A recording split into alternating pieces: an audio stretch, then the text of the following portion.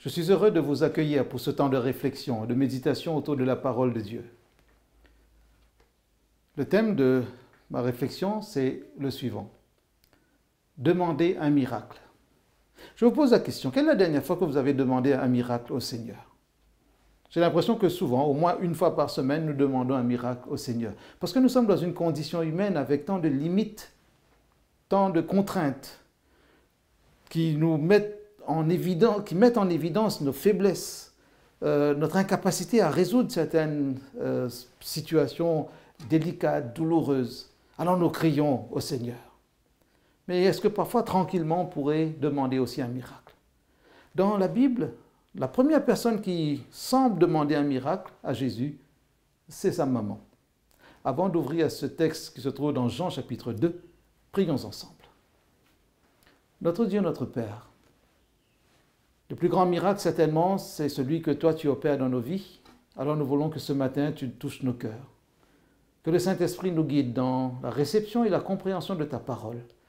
Et que toutes les leçons que tu veux nous enseigner soient clairement reçues pour notre progression spirituelle. Et que ce soit pour la gloire de ton Saint-Nom, au nom de Jésus. Amen. Je vous ai dit Jean chapitre 2, n'est-ce pas? Alors prenez votre Bible. Allez avec moi dans ce récit intéressant parce que nous rencontrons Jésus à un mariage avec sa maman, ses disciples, et nous parlons souvent, et c'est entré dans la mémoire collective, ces fameuses noces de Cana en Galilée. Et voici ce qui introduit le sujet de cette conversation ou de cet événement. Chapitre 2, verset 2, Jésus fut aussi invité aux noces avec ses disciples. Verset 3, le vin ayant manqué, la mère de Jésus lui dit, ils n'ont plus de vin. Voilà comment commence ce récit. Jean va rapidement au but même recherché. Derrière ce constat que Marie transmet à Jésus, on peut parler d'un manque, d'un problème logistique, matériel. Et on se rend compte que Marie vient dire cela alors qu'elle n'est pas la mère du marié ou de la mariée. Elle est venue assister à ces noces-là, à Cana, en Galilée. Et on pourrait se demander si dans ce récit, une question précise ne va pas nous être posée dans quelques instants. Est-ce que nous pouvons comprendre le temps de Dieu, ou le timing de Dieu pour parler français contemporain? Un manque. Et Jésus va réagir d'une manière qui certainement a troublé les esprits, parce qu'on peut penser qu'il a manqué de respect à sa maman et que ce langage-là ne sied pas tellement au Fils unique venu du Père. Regardez le texte, verset 4, Jésus lui répondit, « Femme, qu'y a-t-il entre moi et toi? Mon heure n'est pas encore venue. » Dans le grec, il est littéralement dit, « Quoi à toi et à moi, femme ?» En français, ça ne veut rien dire. Mais nous comprenons que Jésus est en train d'interpeller sa maman, parce qu'elle est venue avec un problème qui n'était pas le sien personnellement, mais s'il y a une sorte de proximité relationnelle, familiale, qui pourrait justifier la présence de toute la famille de Marie, on peut comprendre qu'il y avait chez elle aussi une préoccupation ou l'envie d'aider. Alors, cette expression « quoi à toi et à moi, femme », même si elle peut paraître irrespectueuse, ne l'est pas vraiment dans ce contexte. C'est vrai que Jésus n'a pas parlé en grec à sa maman, il a parlé certainement en araméen, mais l'idée qui nous est parvenue, c'est cette question, quoi à toi et à moi? En d'autres mots, pourquoi te préoccupes-tu de la sorte? On pourrait penser aussi à une autre manière d'interpréter cela. En quoi cela te concerne-t-il? En quoi cela te concerne-t-il? Est-ce qu'on pourrait dire, en quoi cette affaire-là est-elle devenue ton problème? Est-ce qu'il y a là une sorte de préoccupation exagérée de ta part? Mais Jésus semble dire aussi, ne sois pas comme une femme quelconque, ne te comporte pas de cette manière, reste ma mère, parce que tu as été averti des choses. Tu as été averti. Qui t'a envoyé l'ange Gabriel? Qui t'a demandé de conserver ces choses en ton cœur en attendant que les événements importants se mettent en place? Tu te souviens quand j'avais 12 ans? Quand tu es venu me retrouver dans le temple, je t'avais posé la question, et à Joseph aussi, ne savez-vous pas qu'il faut que je m'occupe des affaires de mon père? Est-ce que tu te souviens de cela? Alors, ne te comporte pas comme tout le monde, reste ma mère. Jésus semble dire aussi dans cette expression, quoi à toi et à moi? Pourquoi me sollicites-tu là, dans cette situation? Pourquoi, autrement dit, pourquoi fais-tu appel à moi pour résoudre un problème technique? Est-ce que je suis venu pour résoudre des problèmes dans les mariages? Parce que Jésus a ajouté cette fameuse phrase, « Mon heure n'est pas encore venue ». Cette phrase n'a pas d'importance juste parce que nous sommes seulement au 2e chapitre de l'évangile de Jean. Mais dans d'autres circonstances, Jésus va dire la même chose. Quand ses frères lui disaient « Monte à Jérusalem, va te faire connaître, mon heure n'est pas encore venue ». Quand, devant ses disciples, il y a eu ce constat, cette confession de foi, tu es le Christ, le Fils du Dieu vivant, il a recommandé à ses disciples de ne le dire à personne, pour l'instant. Parce que les mêmes vont annoncer plus tard que c'est lui le Christ, l'envoyé de Dieu. Parce que son heure n'était pas encore venue. Le temps de Dieu n'est pas le temps de l'homme. Pourquoi me sollicites-tu? Et puis peut-être Jésus a dit à sa maman à travers cette question, j'ai l'impression que tu veux voir un miracle, n'est-ce pas? Quelque chose d'extraordinaire.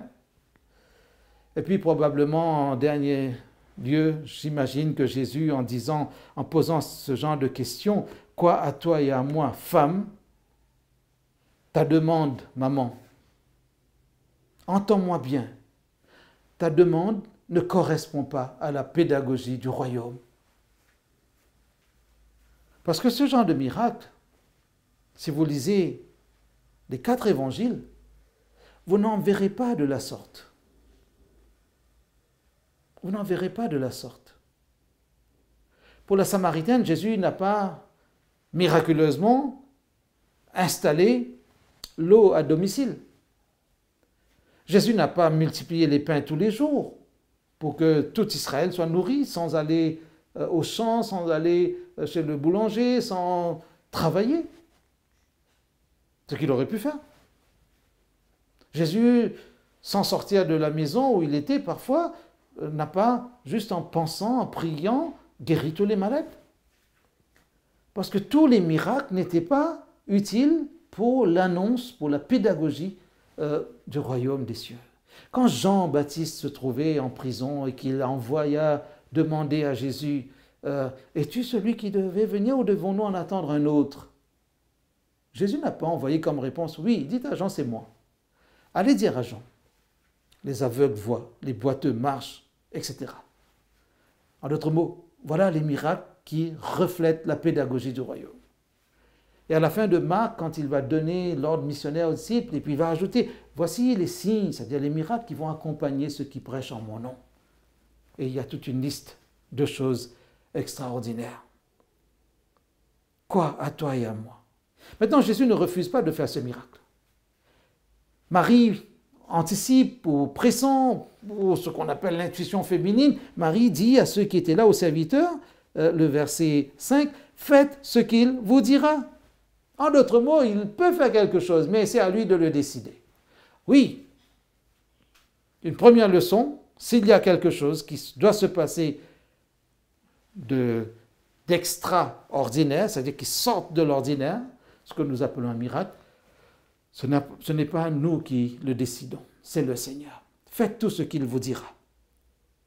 On va dire la contribution de Marie n'est pas extraordinaire. Une question, un ordre. C'est déjà pas mal, n'est-ce pas? En tout cas, dans sa préoccupation, il y a un problème d'intendance, de logistique. Mais dites-moi, êtes-vous déjà allé à un mariage où il n'y avait rien à boire et à manger? Est-ce que dans tous les mariages, même des familles les moins aisées de la planète, est-ce qu'il n'y a pas toujours une organisation? Est-ce qu'il n'y a pas toujours une claire conscience du nombre d'invités, même s'il y a quelques-uns qui viennent accompagnant ceux qui sont invités officiellement? Dans le contexte oriental, c'est vrai qu'on invite un peu tout le village, en tout cas des familles, des cousins sont nombreux, etc. Mais en général, c'est organisé. La preuve, il y a un ordonnateur dans cette histoire.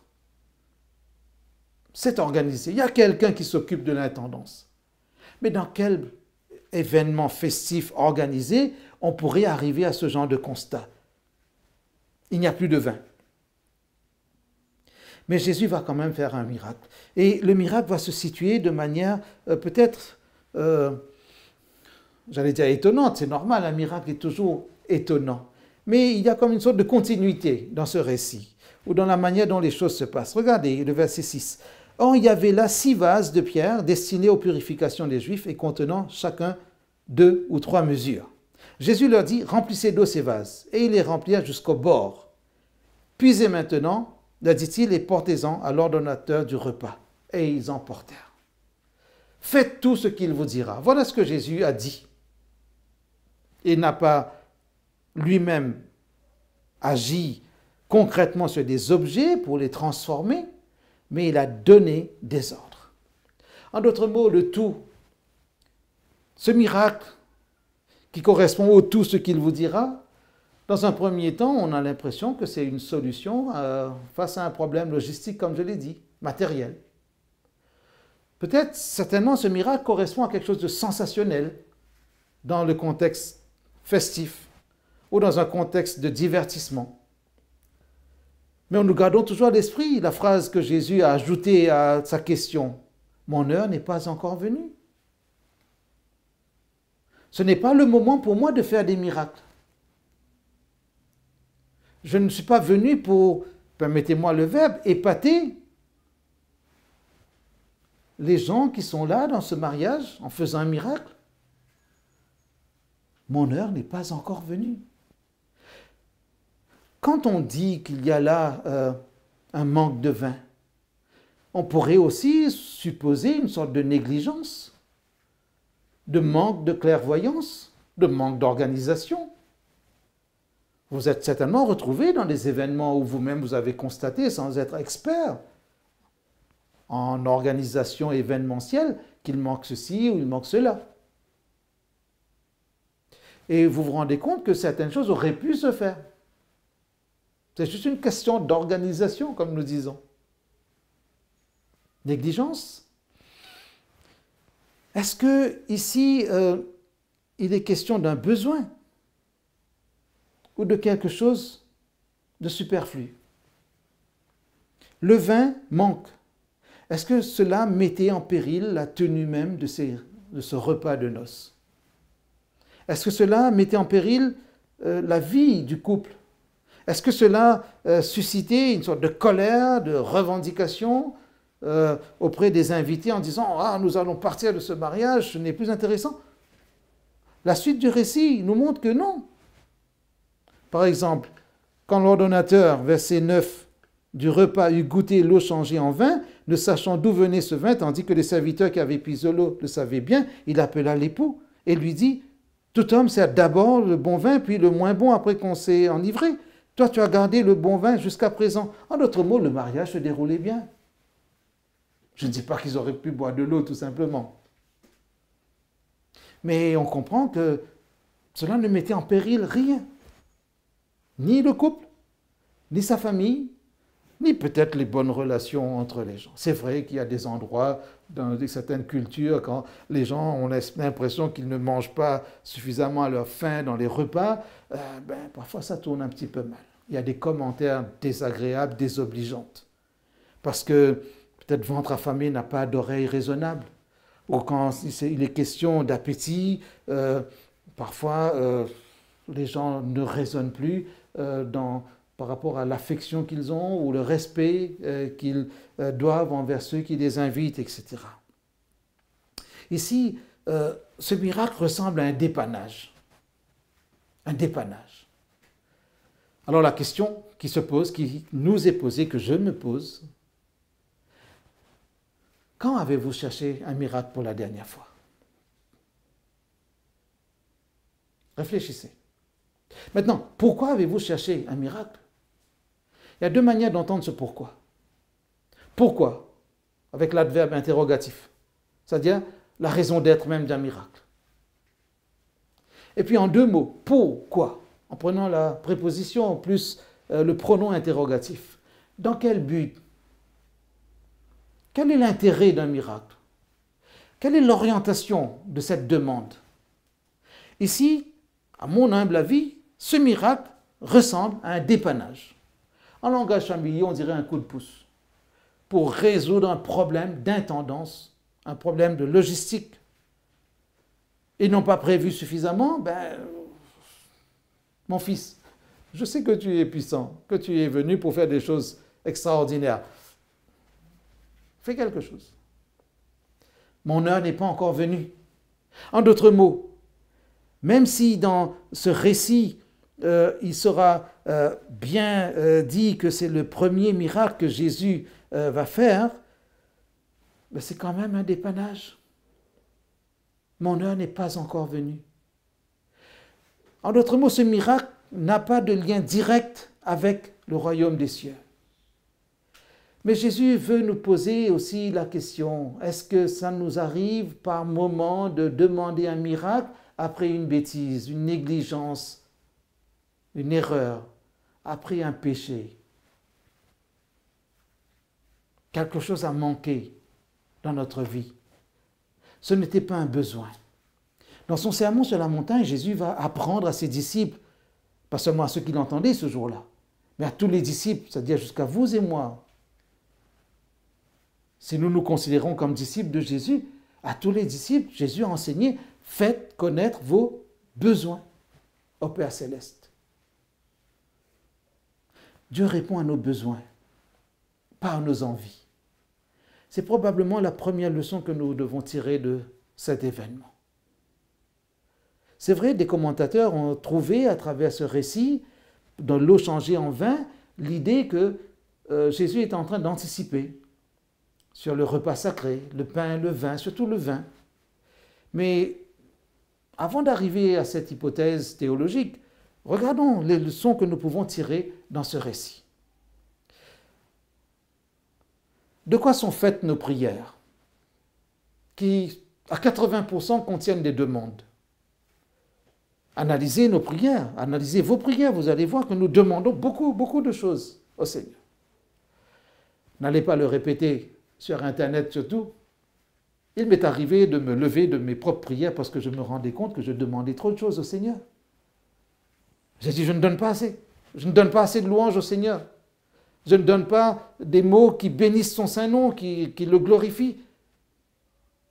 Entendons nos prières. Fais ceci, fais cela. Donne ceci, donne cela.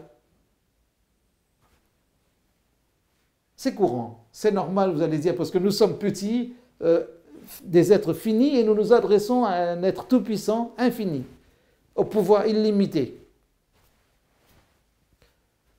C'est normal que nous lui demandions autant de choses.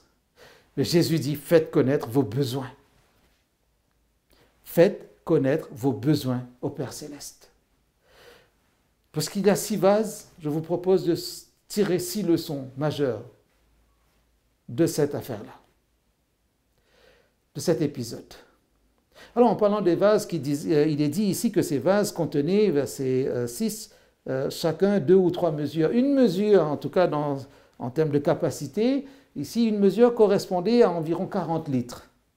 Alors, si vous regardez bien, 40 litres fois 2, au moins, ça fait 80, fois 6, 480 litres.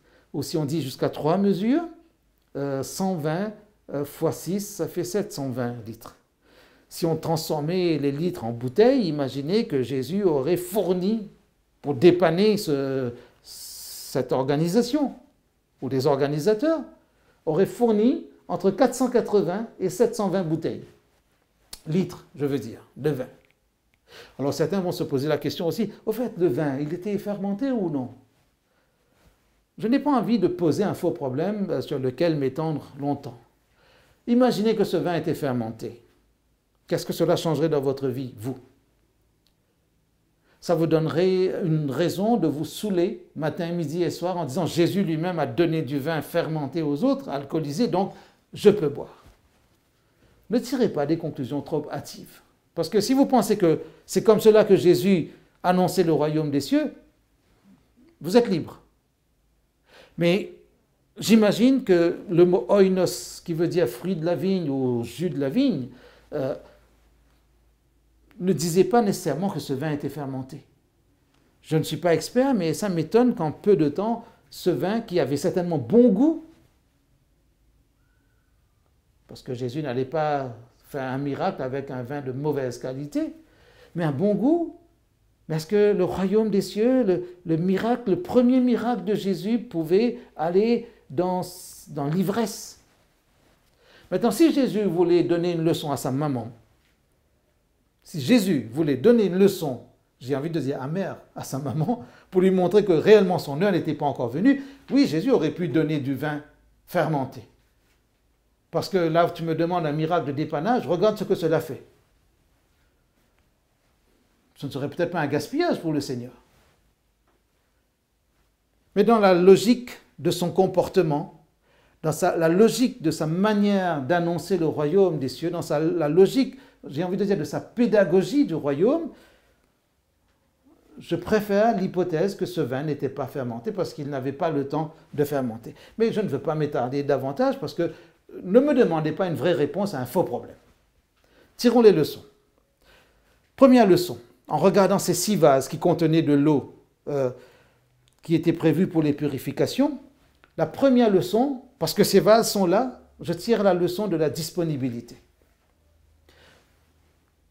Et si nous ressemblions à ces vases, est-ce qu'il y aurait chez nous de la disponibilité? Parce que si Jésus, plutôt si Marie dit « faites tout ce qu'il vous dira », et il fera quelque chose à partir de ce qui existe. Il y avait là 6 vases disponibles. Êtes-vous disponible pour le Seigneur? Deuxième leçon, parce que ces vases contenaient de l'eau réservée à la purification, j'ai envie de dire c'était une eau propre, une eau pure qui allait servir à la purification. Jésus prend de bonnes choses, non pas pour faire une mauvaise chose, ça ne correspond pas au Seigneur. Une eau pure ne peut pas devenir quelque chose de mauvais, d'impur, de dangereux, qui va faire tourner les têtes. Donc, est-ce que ma vie est remplie d'une eau pure? Est-ce que ma vie peut ressembler à cela? Troisième leçon, est-ce que je suis prêt au changement? Cette eau était là, propre, pour des rites de purification. Mais cette eau va être changée. Et si je ressemblais un peu à cette eau, est-ce que je suis prêt à accepter des changements dans ma vie? Est-ce que je suis prêt à accepter des changements autour de moi? Pour les chrétiens, pour ceux qui font partie d'une communauté de foi, est-ce que vous êtes prêt à accepter des changements? Ou vous êtes dans un raisonnement presque conservateur en disant on a toujours fait comme ceci, on ne doit pas changer. Ou tant que je serai ici, on ne changera pas, quoi que ce soit. Faites tout ce qu'il vous dira. Êtes-vous prêt à entendre ce que Jésus dit? C'est-à-dire, êtes-vous prêt à un changement possible? Regardez parfois comment il y a des querelles sur des choses secondaires qui peuvent être changées, qui sont des outils pour le bon fonctionnement d'une communauté, d'une église, d'un groupe de foi. Et parfois, parce que certains ne sont pas en sécurité, ou bien ils ont l'impression qu'ils ne vont plus exister, ils bloquent tout changement possible. Nous ne changeons pas les choses essentielles, fondamentales. Nous ne touchons pas, par exemple, dans une église, nous ne touchons pas aux croyances fondamentales. Mais il y a beaucoup d'éléments qui sont des outils pour faire fonctionner l'ensemble du groupe. Ces choses-là peuvent connaître des améliorations. Et il faut être prêt au changement. Est-ce que je suis une eau qui correspondrait à une pensée pure, positive, optimiste, capable d'accepter un changement? Parfois, à cause de notre ego, nous refusons des changements.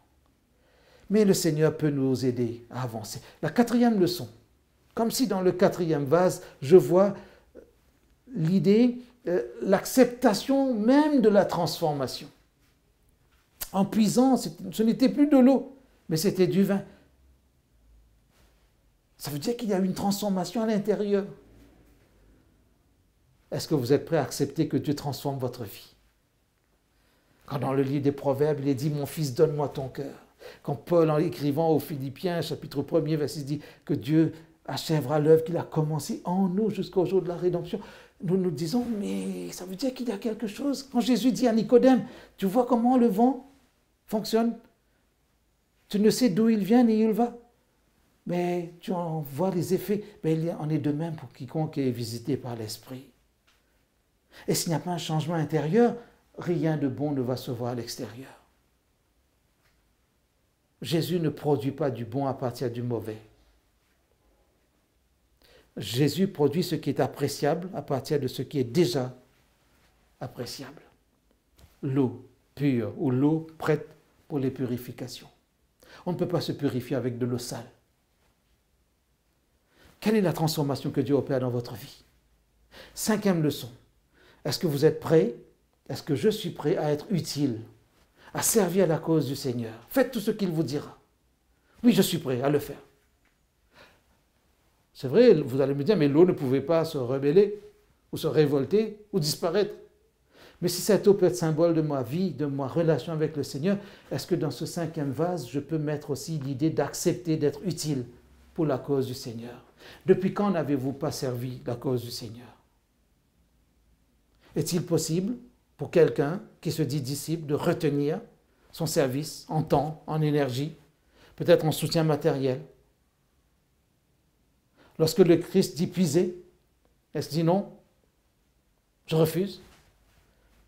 C'était possible de puiser dans ce 5e vase aussi. Le dernier vase, j'ai envie de dire, parce que l'ordonnateur en goûtant voit que c'est quelque chose de bon, de magnifique, il l'exprime.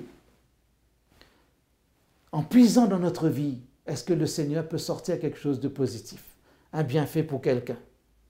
Est-ce que la transformation intérieure peut devenir une bénédiction pour autrui? En d'autres mots, lorsque vous dites que le Seigneur vous a béni, est-ce que cela peut être transformé en bénédiction pour autrui? Est-ce que vous recevez pour donner?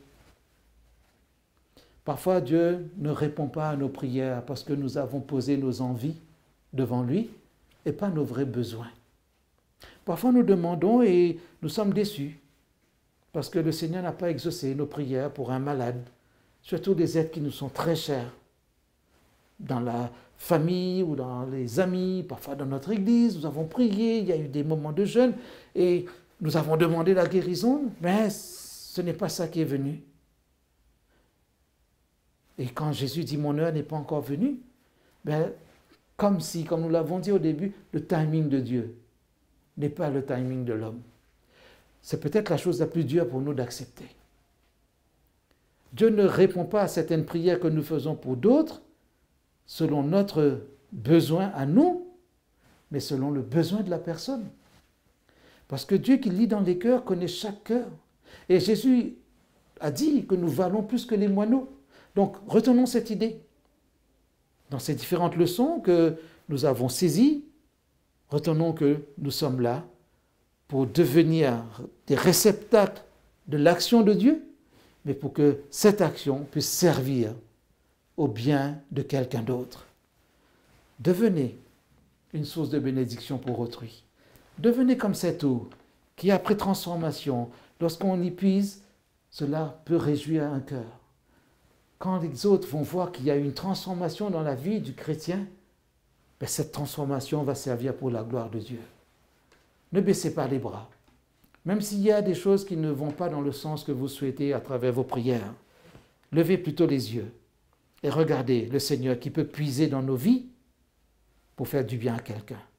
Restez disponible, restez connectés, restez dans cet esprit de service, même de sacrifice parfois.